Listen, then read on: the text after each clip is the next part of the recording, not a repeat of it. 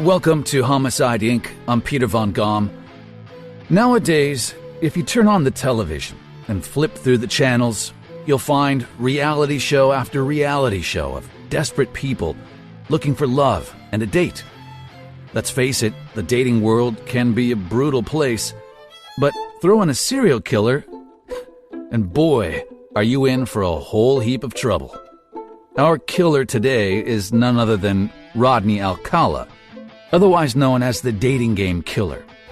From the outset, Alcala looked handsomely normal, if not a tad twisted. If you're a sensitive person, be warned, this guy puts the P in pedophile and the creep in creepypasta. Just a quick shout out to Ostino1998, who reviewed and rated the podcast. He writes, "Always a great listen. Amazing work by the one and only PVG." Thank you very much, Ostino1998. Much appreciated. If you too would like to get a shout out here on the podcast, please rate and review Homicide Inc. on Apple Podcasts. Take a screenshot, send it to me, and I'll give you a shout out too. It helps us tremendously in getting more reach with the channel. So thank you indeed. Okay, let's get to the story. Alcala was born in Texas, but moved to Mexico with the family as an infant. When his father abandoned them, his mother took he and his siblings and relocated to Los Angeles. Life was pretty normal for Alcala, and when he was 17, he enlisted in the military, only to be discharged due to having a complete mental breakdown, and was eventually diagnosed with antisocial personality disorder. Not a good fit for the military. And this diagnosis will come as no surprise, as we'll soon find out. The diagnosis didn't hamper his spirits, as he went on to graduate from UCLA with a degree in fine arts. Turns out he was a pretty smart guy, with an IQ of 135. There was one thing, however, that did put a damper on his spirits during graduation. A couple days before, he had lured 8-year-old Tali Shapiro into his car and took her straight back to his apartment, where he sexually assaulted her and beat her bloody with a steel pipe. Thankfully, a man who happened to be out in the street saw Tali enter Alcala's car and was concerned, and followed them to Alcala's apartment. He could see something wasn't right, and he called the police, probably saving her life. Fortunately for Tali, the police got to her in time. Unfortunately for Alcala, it meant he needed to get out of town, and fast. To evade his warrant for arrest, Alcala cleverly fled the state and enrolled for film school at NYU under a new name, John Berger. Now, I don't know about you, but most people who are wanted for arrest would lay low, keep out of the police's radar. But not Alcala. He did the exact opposite. 1971 began the first round of his killing spree, starting with victim number 1, Cornelia Michelle Crilly, his first murder. Crilly, a 22-year-old flight attendant, was found raped and dead in her Manhattan apartment. Cause of death was strangulation. This act earned him a place on the FBI's most wanted list. He made it into the top 10. The only wrench in the spokes was that they were looking for Rodney Alcala, who was now using his new name, John Berger. Believing his streak of luck would never end, Alcala changed his name again to Berger with a U instead of Berger with an E. Not that big a difference, but still big enough that this pedophile was able to get a job as a counselor at a children's art camp. Thinking he had fooled the FBI, Alcala was in for a nasty shock when a couple of girls from the camp recognized his face from a wanted poster hanging in the local post office. They immediately reported to the police, and he was arrested shortly after, where he was extradited to California. However, his arrest didn't pan out how the police and the state would have liked. The Shapiros had left the state of California and had relocated the entire family to Mexico. And to top it all off, they refused to let young Tali testify during Alcala's court case. This was a massive blow for the California judiciary system. Because they didn't have a primary witness, they couldn't charge Alcala with rape and attempted murder. Instead, he was convicted of child molestation and only handed a 3-year sentence. Barely a slap on the wrist for beating a child with a pipe. As if this could not get any more unbelievable, Alcala was released on parole after 17 months. He was only out of prison for less than 2 months before he was rearrested with another assault charge, giving drugs to a minor and violating his parole. In 1974, he had somehow convinced 13-year-old Julie J. that he would give her a lift to school. Inside the car, he forced her to smoke marijuana and kissed her on the lips. Thankfully, she managed to escape him. By now, you would have thought that the police would have learned their lesson with Alcala, but apparently not, because in 1977, he was released again to visit relatives for a week. His parole officers had let him travel on a flight by himself to New York City. Big mistake. Police believed that he had murdered Ellen Hover within 7 days of arriving there.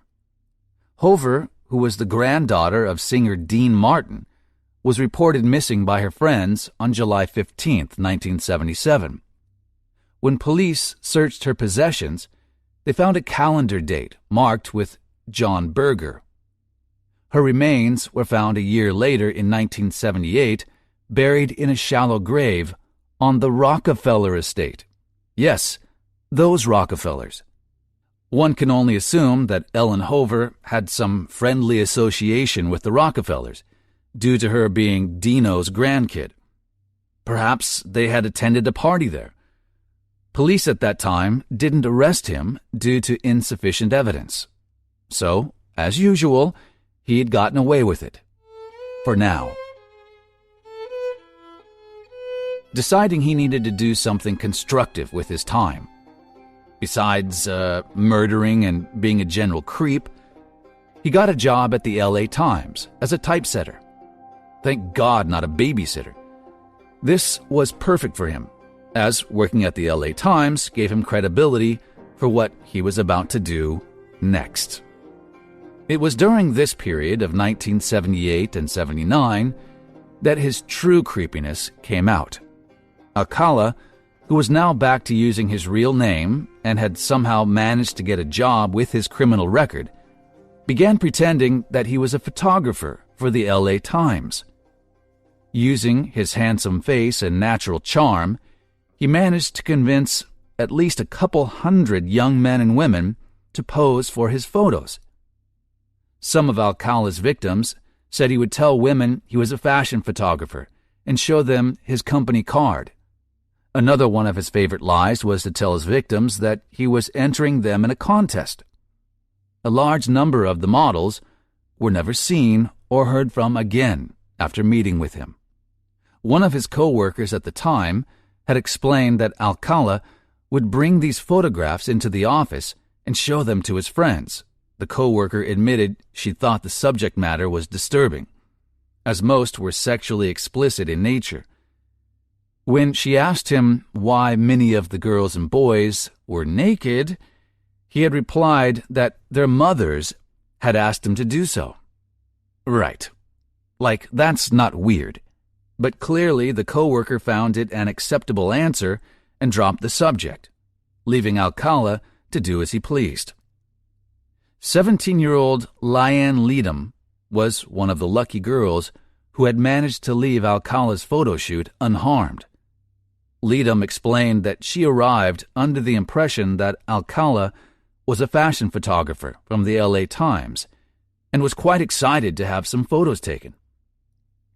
The illusion was shattered the moment she walked into the studio that evening. She quickly realized how weird he was. She became uncomfortable when he began to show his portfolio. Leadham described it as page after page after page of naked and explicit photos of women and young teenage boys. She left immediately.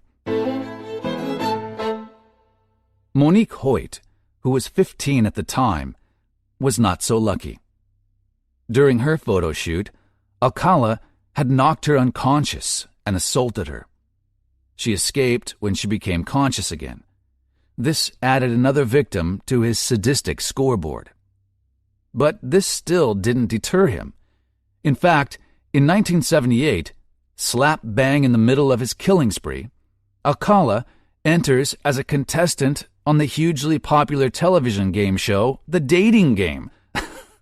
Luckily for him, the show didn't run a background check, or else they would have quickly discovered the guy was a convicted pedophile, felon, ex-con, and well-rounded creep du jour.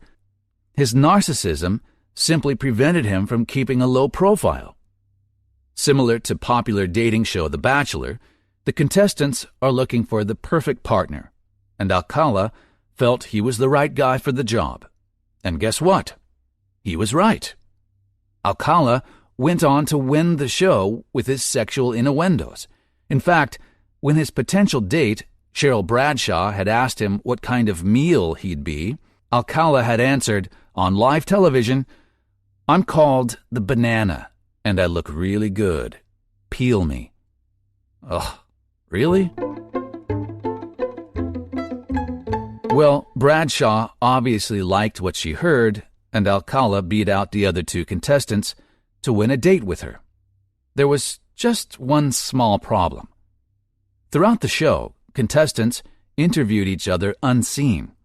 The focus was on the person's personality and gift to gab, which Alcala had mastered. So when Cheryl did finally meet Alcala face to face, she point-blank refused to go out with him. She apparently found him creepy and disturbing. We don't blame her. Perhaps it was her rejection of him that pushed him to the breaking point, to the point where he murdered again. 12-year-old Robin Samso. On June 20th, 1979, Samso's friends reported being approached by a strange man on the beach, asking if they were interested in participating in a photo shoot. I think we know where this is headed. They all felt that he was strange and declined his offer. Robin felt especially uncomfortable and asked to borrow her friend's bicycle to ride to her ballet class. That was the last time she was seen alive. Her remains were found by a park ranger 12 days later in the foothills of the Sierra Madre mountain range. Heartbroken, Samso's friends were able to provide the police with a sketch of what the stranger on the beach looked like. Alcala's former parole officer recognized him immediately. Taking a chance, they searched Alcala's mother's house, and their visit paid off. They'd found a receipt for a rental storage locker in Seattle. Bingo! In that locker, they found Samso's earrings, as well as a ton of jewelry belonging to Alcala's previous victims. They finally had their man, or so they thought. Alcala was arrested in 1980 and sentenced to death for the murder of Robin Samso. But the case was overturned by the Supreme Court, as the jury had improperly informed about his previous sex crimes. In 1986, Alcala was again sentenced to death for Samso's murder, but the case was overturned again. Finally, in 2010, he was brought back into the courtroom. In between the years of 86 and 2010, investigators had been able to use Alcala's DNA to link him to a number of homicides. He was eventually charged and sentenced to life in prison for the murder of Jill Barcombe and Georgia Wixted in 1977, Charlotte Lamb in 1978, and Jill Parenteau in 1979, and then little Robin Samso later the same year. This time, Tali Shapiro had even testified in court, helping to put him behind bars for good. This, however, is not the full list of his victims, dead or alive. Police now know he killed Ellen Hover and Cornelia Crilly.